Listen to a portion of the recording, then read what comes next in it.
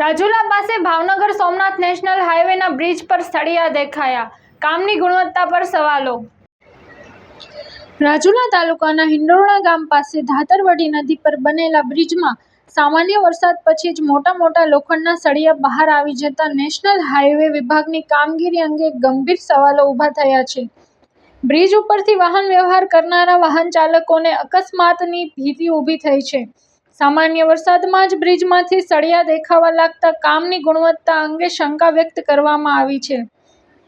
National હાઈવેના આ બ્રિજની હાલત બહાર આવતા તંત્રની બેદરકારી પણ સામે આવી છે। અનેક વાહન ચાલકોનું કહેવું છે કે જો સમયસર યોગ્ય સમારકામ નહીં થાય તો કોઈ પણ સમયે મોટી દુર્ઘટના સર્જાઈ શકે છે।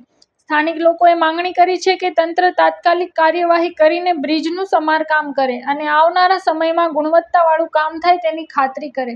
રિપોર્ટર ધર્મેશ મહેતા, રાજુલા।